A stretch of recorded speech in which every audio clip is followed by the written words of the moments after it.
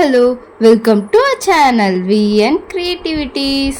இன்னைக்கு நம்ம சேனல்ல இதை பற்றி பார்க்க போகிறோம்னா, நாங்கள் இந்த தமிழ் நியூ இயர்க்கு கீதம் ரெஸ்டாரண்ட்லேருந்து தமிழ் புத்தாண்டு சிறப்பு இலை விருந்து அப்படின்ற பாக்ஸ் தான் வாங்கியிருந்தோம். இது தமிழ் நியூ இயர்க்காகவே அவங்க எக்ஸ்க்ளூசிவாக விட்ட ஒரு ஸ்பெஷல் மீல். இதில் என்னென்னலாம் இருந்தது, இதோட ப்ரைஸ் எவ்வளோ அப்படின்ற ரிவ்யூ தான் இந்த வீடியோவில் பார்க்க போகிறோம். வீடியோக்குள்ளே போகிறதுக்கு முன்னாடி இப்போ தான் நீங்கள் நம்ம சேனலை ஃபர்ஸ்ட் டைம் பார்க்குறீங்கன்னா மறக்காம சப்ஸ்கிரைப் பண்ணிருங்க, கூடவே இந்த பெல் ஐக்கானையும் கிளிக் பண்ணிருங்க. அப்போ தான் நான் போகிற வீடியோஸோட நோட்டிஃபிகேஷன்ஸ் உங்களுக்கு வரும். நாங்கள் இதை ஸ்விக்கியில் தான் ஆர்டர் பண்ணியிருந்தோம்.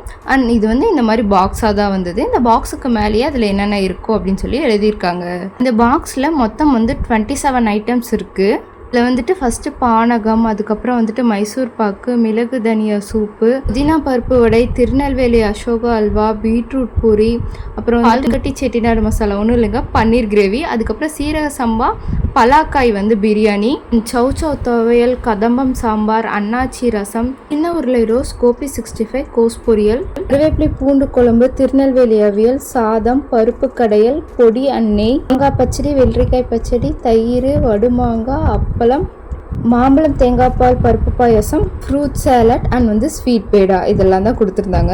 பாக்ஸை நல்லாவே நீட்டாக பேக் பண்ணி வச்சுருந்தாங்க, இலையோடு கொடுத்துருந்தாங்க. அந்தந்த பாக்ஸில் அது மேலே நம்பர் சொட்டியிருந்தாங்க. நம்ம வெளியே பார்த்தோம் இல்லையா எது எது என்னன்றது, அந்த மாதிரி நம்பர் சொட்டி இருக்கிறதுனால நமக்கு எந்த ஐட்டம் அப்படின்றது ஈஸியாக ஐடென்டிஃபை பண்ண முடிஞ்சது. இது அந்த பூரி, அப்புறம் அப்பளம், இதெல்லாம் எனக்கு பேர் பார்த்தா தான் தெரியும். ஆக்சுவலி நாங்கள் 2 பேர் தாராளமாக சாப்பிட்டோம் இந்த சாப்பாடை. 2 பேர் மட்டும் இல்லைங்க, என்னோடய குழந்தையும் சேர்த்து இதுதான் சாப்பிட்டா. மொத்தமாக 3 பேர், அதாவது 2 அடல்ட் ஒரு கிட்டு சாப்பிட்டோம். அப்பயுமே எங்களுக்கு சைட் டிஷ் எல்லாம் மீதி ஆயிடுச்சு. சாதம் கரெக்டாக இருந்தது.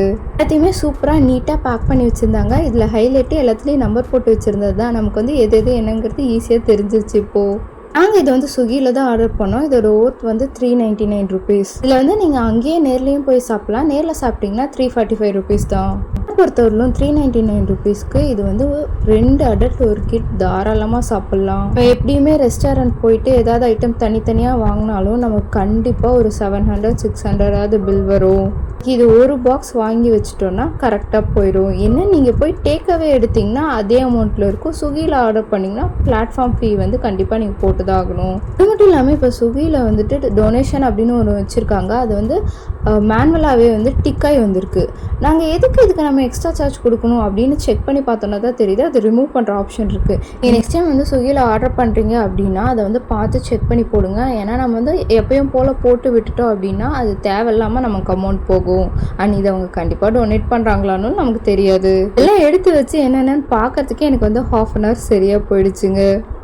ஏதோ கவர் கிடந்தது, என்னடா இது அப்படின்னு எட்டி பார்த்தா உள்ள வடை இருந்ததுங்க. எல்லா ஐட்டமும் கரெக்டாக இருக்கா அப்படின்னு சொல்லிட்டு ஒன்ஸ் நாங்கள் செக் பண்ணி பார்த்துக்கிட்டோம்.